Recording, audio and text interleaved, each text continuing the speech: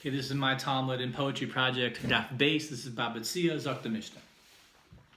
Two take a talus and they hold it and they say, I found it first, it's all mine. The law, how it plays out, they both swear I don't own less than half of it. And the din of the first case is go ahead and split. The second case is the same with the tweak. It's all mine and half is mine are the words that they speak. The first one swears he doesn't own less than 3 or 4. 1 or 4, the second swears he takes his part not more than 75 and 25%, no more or less. The third case is the same din as one, except two are riding on a shore, even if one leads. This one says it's all mine, and the other pleads it's all mine too. So what they do is swear just like we said. The fourth case is 2 more parts in the Mishnahs at the end. If they both agree or if witnesses testify, without an oath this time they split up and divide. The Gemara then starts his kashas with the Havamina. The first case is 2. Chadakatani, it's one case, something I thought we already knew. So let it teach, I found it, and I know it's his is what he means. If it taught it that way, I might think that finds means sees. And you make a kinyan, whatever your eyes come upon, Tana Kalushali and Kamash Malan. Can you really think that making a kinyan with your eyes is possible, says Rav Nai? The Gemara accepts his claim and does not deny.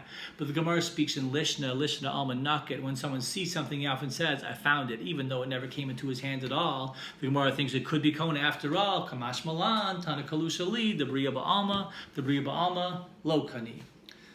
So let it teach it's all mine and don't teach find it all. If it taught it that way, the following logic might fall. Normally when the Mishnah teaches the cases, I found it, the seeing will work and acquire, and that would be it. So the Mishnah teaches I found it, and then it's mine, to counteract this idea in a different place and time.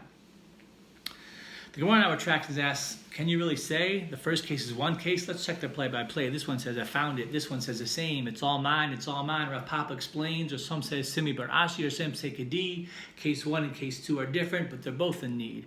Why? Metzia, Havamina, who the rabbis made a shavua only in order to counteract the rationalization that one might say when they see Reuven with the metzia, it's on his way. I'll grab it from him. It's not really his. Since he's doing business to eat. Havamina, who the rabbis made a shavua only in order to counteract the rationalization that one might say when they see Reuven at the store. Hey, I'm going to pay. I'll take it from him. He can go to another store. Avol metzia delekala meimahachi emalo. The Gemara says, wait a second. Can you really say this case is a case of buying and selling? Just ask the store owner. I'm sure he'll be telling who he took the money from. And the Gemara answers no. The teretz is you took the money from both.